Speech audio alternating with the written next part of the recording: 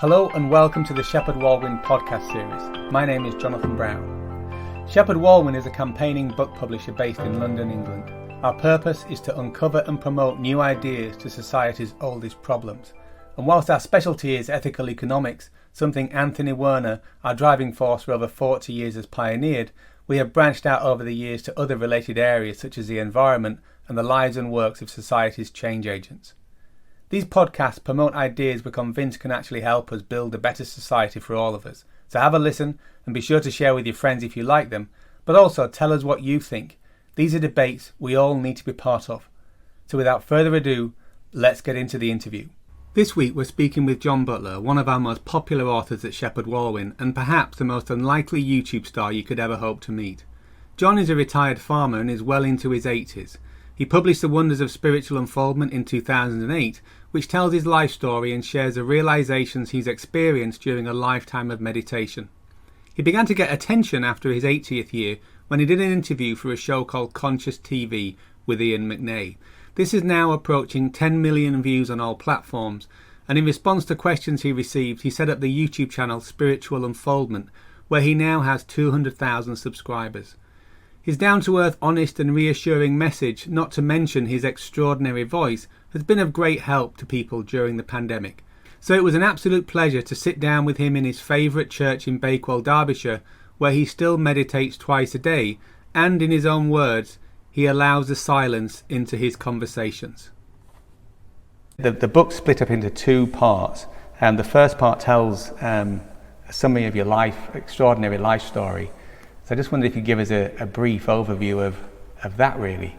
Well, I can't give you so much really of an overview as an underview, because the book came about in a rather haphazard way.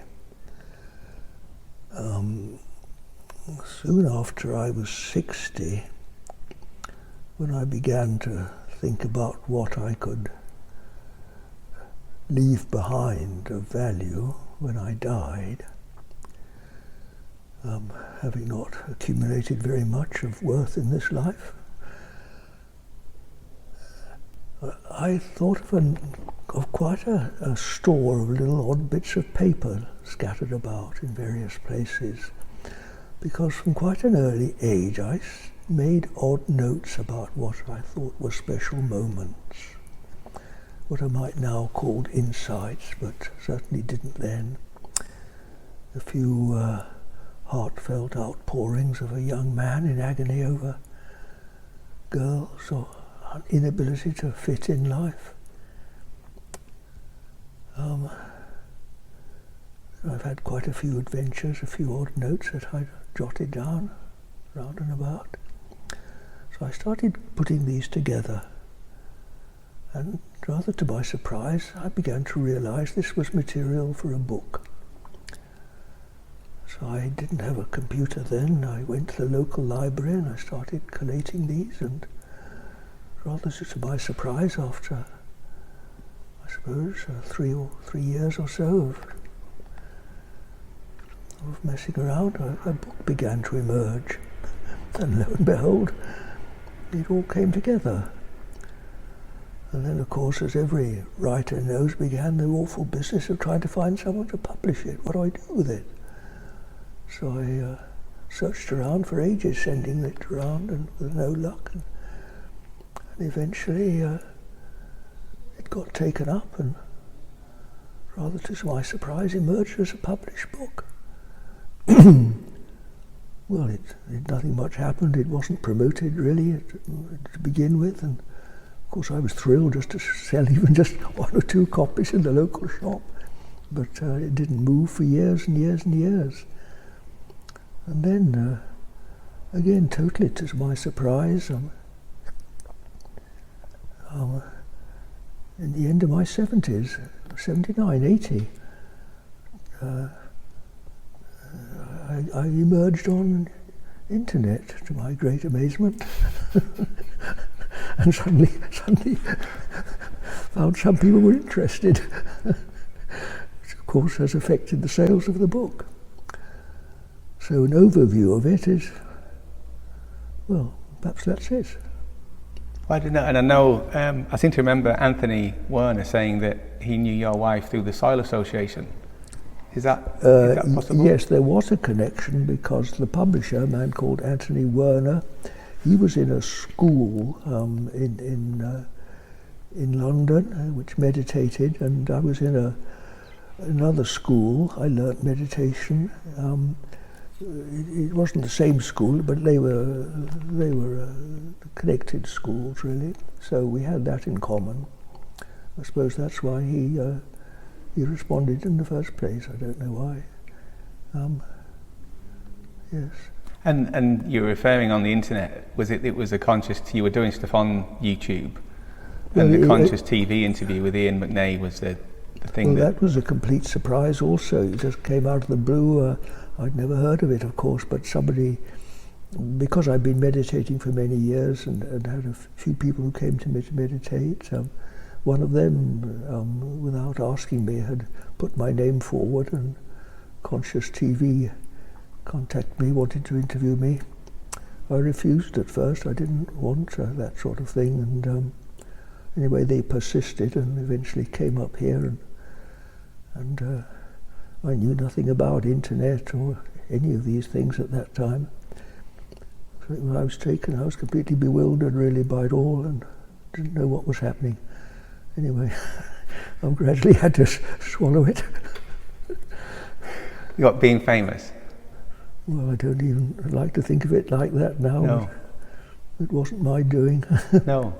So, I've read, I know because this one started a process where you've now written, getting on for 10 books. Yes, I have. Yes, it isn't so much a matter of writing them. They were already all written, really, but most of them, I've had an adventurous life. I've done many things, and of course I was brought up in the days of letter writing, so I wrote accounts of all my adventures, mostly letters home to my parents or to my wife. But these were kept, and so most of my books have sat in a cupboard for 30 years, just unknown and unwanted as far as I knew. And it's only now that I discover that some people are interested in me that there seems a reason to have them published. And I'm actually very glad to do so, because I do love what I call my work, which is it's a good title in my first book, Unfoldment, this unfolding wonder of spirit, and the privilege of being able to share it now in my old age is very meaningful to me. I'm very thankful for it. And so your process of writing then was, have you always had a journal, or? Not always, but only at times when I had something to write about, which was largely when I was abroad. But I've meditated for many, many years, really since I was a young man of 26. That's nearly 60 years of meditation. I've been very devoted to that. And when you meditate, for those that don't know, you go beyond the thinking process. Well, with practice, you may go beyond the thinking process. If thinking occupies a sort of layer of the mind like that, what you could call the discursive mind, and this is what most people think of as the mind centered around me, my thoughts, my opinions, my attitude, my reactions to the world. When you meditate, rather like a balloon going up through the clouds, you go up beyond and discover one sort of inner space, the infinite potential. Just like a church spire. It gets narrower and narrower and narrower, and then dissolves into the sky. That's exactly what happens in meditation. So you go beyond words, beyond ideas or thoughts. And then as you come back into the world and gradually descend, you re-enter the realm of, first of all, like the very first little fleecy clouds that you encounter when an aeroplane comes down. Just sort of little vague little movements in the mind which gradually gel into words and then eventually sort of a bit lower down become thoughts and interaction of thoughts. Now then, all the best things I've written are really just come from there. They're the first emergings as higher consciousness re-enters what you could call lower consciousness. And if you have a notebook with you at that time, which I always do, and just write them down, then you come back into the world. Good heavens, did I write that? Where did that come from? How did I know? Because of course it isn't from me, it isn't from John Butler. It comes from this higher realm where you're taken out of this separate entity called John, and you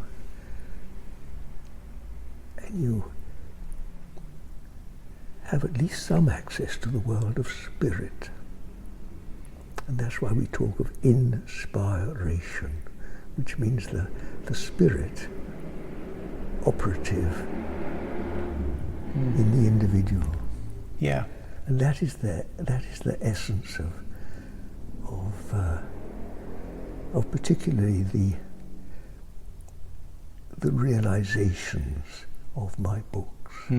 So if I can, and I know we're going to be talking in more detail. There's on page 159.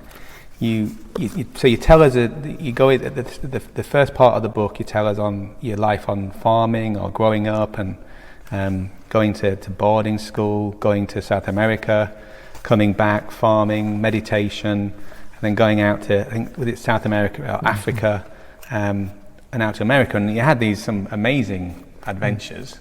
But then this is what you say on 159.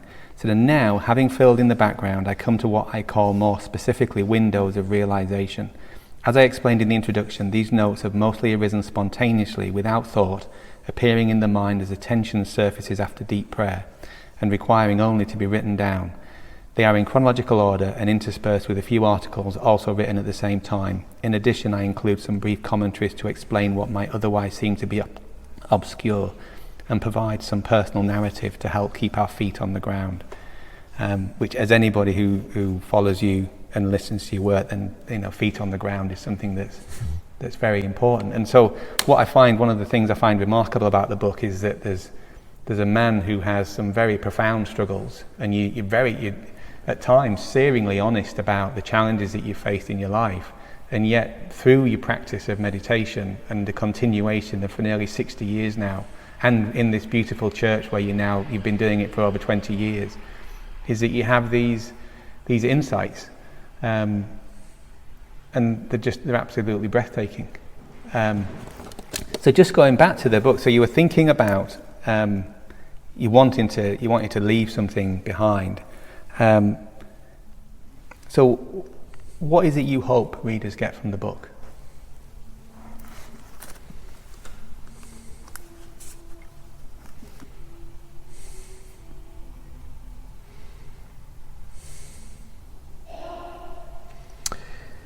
Here and now, Jonathan, it's always with us. The most simple and obvious of all things, yet strangely enough, so seldom recognized. Even while we're talking, there is this background of silence.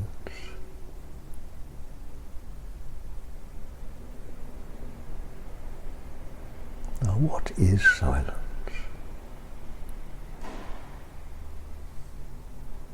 Silence, space,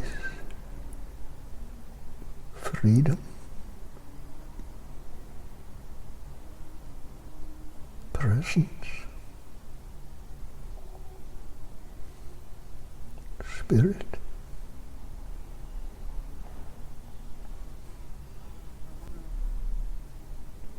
Where does one of those end and the others begin? Aren't they all? One leads into the other.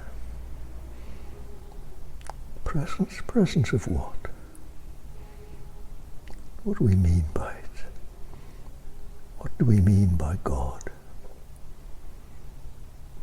What is so often the missing dimension of life? The peace, the freedom, the infinite love that we all hunger for. What gives meaning to this so often meaningless existence? What's it all for? What are we here, chasing around like a puppy chasing its tail, hurrying from somewhere to nowhere? Days pass, we grow old and we die. What for? What does wisdom teach us? What does Scripture teach us? Seek for that which faileth not, for eternal life. Save the soul, come back to God, come back to where you started from, before we were born into this world.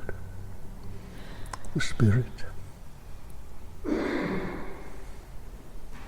And it's always here and now, isn't it? Always present. God is with us. Behold, I am with you always. It's always here. This is the kingdom of heaven, the treasure, which we always miss, because we are not present, because the human condition is absence from the presence of God. So, my life's work has been to discover this and to try to share it with others.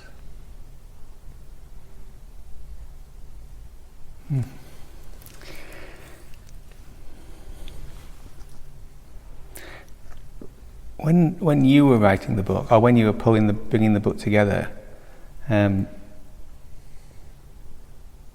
what surprised you about the process?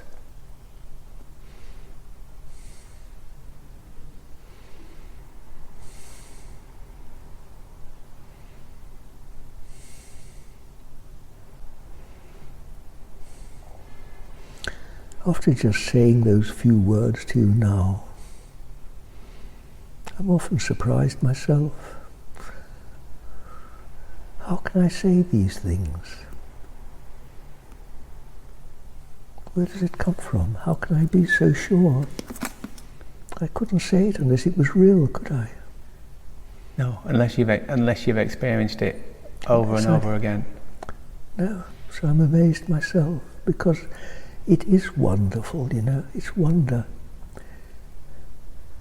This wonder that there is hope in this life. That through all our trials and tribulations, there is a meaning to it all. It's all a great school of learning. A school of what life is not. It's all a great... See, we learn by mistakes. We learn by getting it wrong. This has been the story of my life. One mistake after another, one failure, one wrong turning. This is how we learn. There's so many we don't times. Learn by getting it right. We learn by failing. There's so many times reading your work, John, when this is so hoping that I'll get it right this time. It'll go well this time, and then things start to go well, like the organic farming in in Bicker Fen, and he's being successful, and then it just falls away. Yes, it and does. Then he'll be successful, going to Africa. I'd be sick. Oh no, not again. And then it's just one disaster after another. And so I'm looking at my life, which is quite a few disasters, and I'm thinking, John's done it. and he's made it through. And when I watch you answering questions on your YouTube channel, and there's so many people in so much pain, and it's like, well, do you know what? And you say to them, pain can be a good thing. Being depressed, it can be good because it really helped you, because you realise, had you been, I was thinking, imagine if your grandfather had left you 103 acres. Imagine that. Yes. Because that, you may have just then you could have become big enough to influence a soil association, which then could have kept you as an organic farmer, and it would have benefited, no doubt would have benefited the food chain and people around it, but it would have meant that you would not have had this experience, and you would not be sharing this message now, because you would have had the success. Mm-hmm. And the connection between when you talk about the grocery business in Sheffield, and had that connected with the organic farm, or the connections that you gained from working in Sheffield, the whole thing could have lit up, and that then you would have had a very successful life. We may have been reading about, the way that we read about Ken Morrison, we could have been reading about John Butler and Butler's greengrocers, or but we wouldn't have got this guy who failed so often, and yet came up now just with this extraordinary message. And I've got on my notes, who is the book for? And I wonder, maybe it's for people who are feeling it's like, well, what do I do now? Or is there more to life? And that seems to have been a question that's occupied you for all of your life, really. Even as a child, you're saying how you used to ask questions, and I think someone was saying about John Butler didn't come here to go along, or he didn't come here to. Yes. And you've just not fitted in, have you? And No. Anywhere. But you found nature, and you found prayer and meditation, and found God.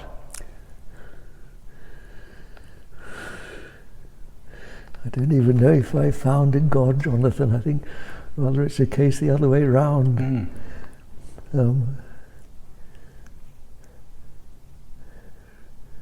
As a child brought up in the country, do you find the silence of the fields, or it's just natural, isn't it? Like just sitting here talking about the presence. Do we find it? I suppose the only finding is it helps to stop talking. Well, it's only too obvious, isn't it? Yeah. You don't find it, it's just here. It's like the air we breathe. You don't go outside and find the sky, do you? The sky is just there. You look at the horizon, you don't find the horizon, you just look at it. That's how it is. You don't have to find God, just stop talking. Well, that's a good first step. Well, and as you say, stop turning away. Well, of course, it's very difficult, because we don't know what we get. We're so screwed up in our minds, If I say stop turning away, you will immediately answer, stop turning away from what?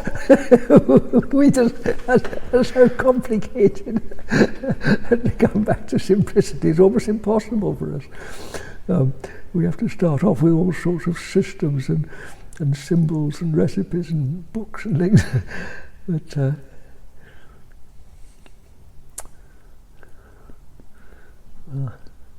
sorry, I'm wandering a bit. Well, we were talking about the book before we started, weren't we? And how it is very much it's not two halves, because you got the 160 pages of your life story, and then what I would say is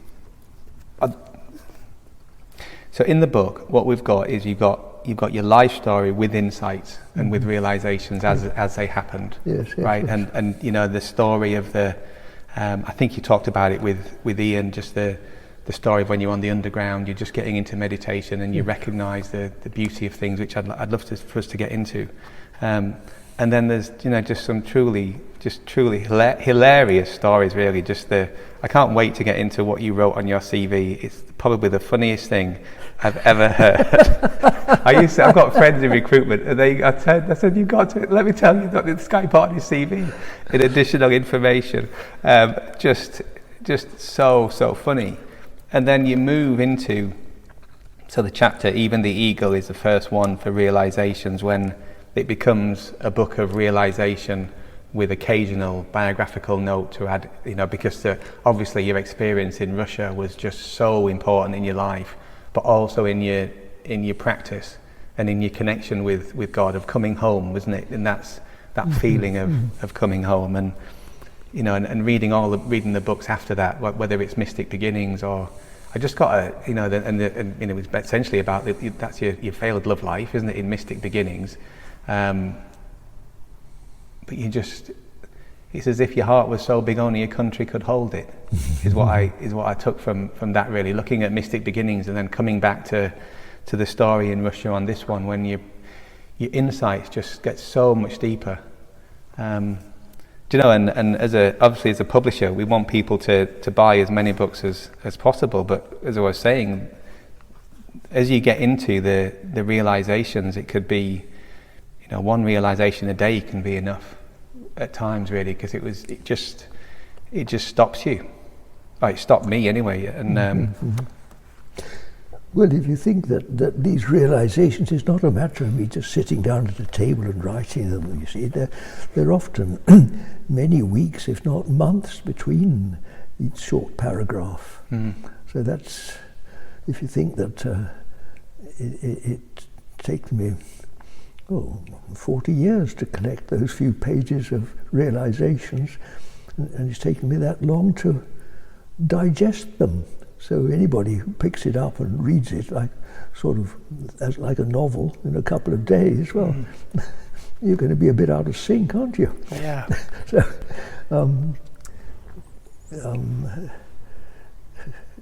they can be read quickly, but the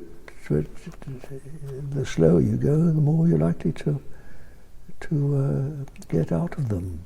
Well, and there's a wonderful chapter near the end, and it's some questions answered, and I guess that could be the closest to some of the stuff you do on YouTube.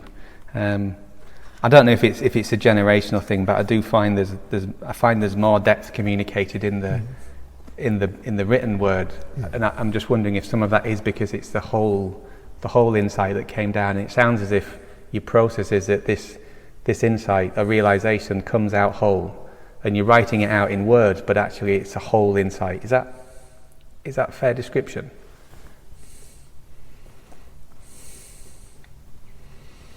Well, I'm not quite sure what you mean by a whole insight, really.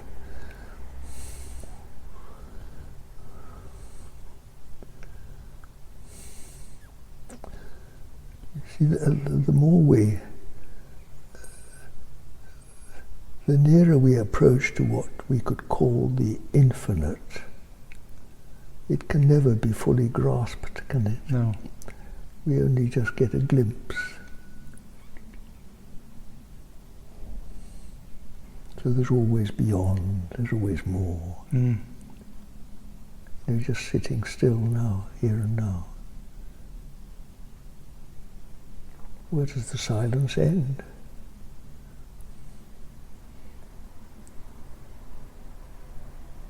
One can just melt into it. Where does it end?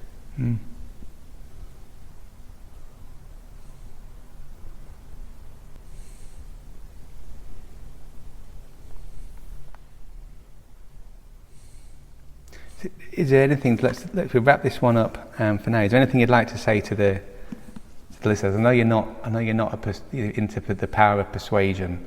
You're into the power of example. Is there anything that you'd like to say to someone that's wondering about buying your book?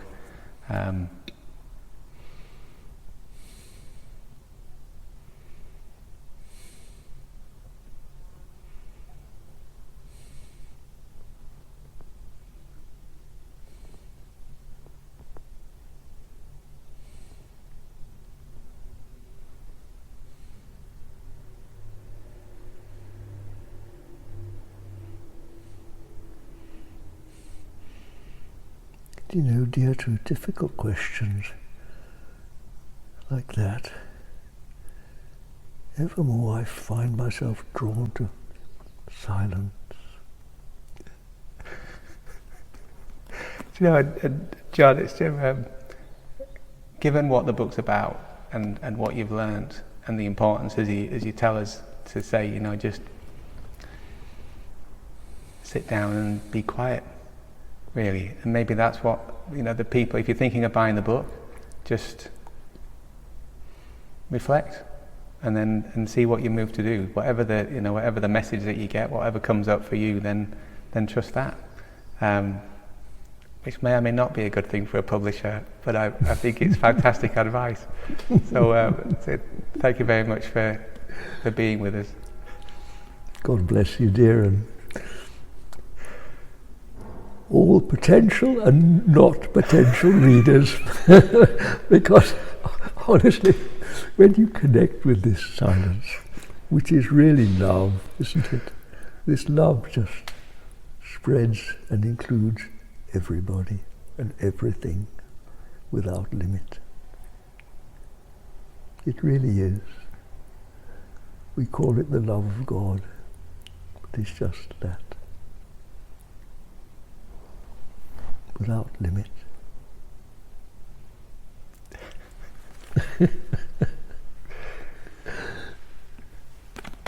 Brilliant. It's just great. Thank you for listening to the Shepheard-Walwyn podcast. To explore these ideas further, be sure to visit our website www.shepheard-walwyn.com and join our mailing list for news and special offers.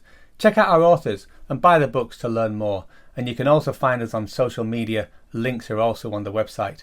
And if you like the podcast, please head over to iTunes or Spotify to give us a review. It's surprisingly helpful in getting the ideas out there. So until next time, keep reading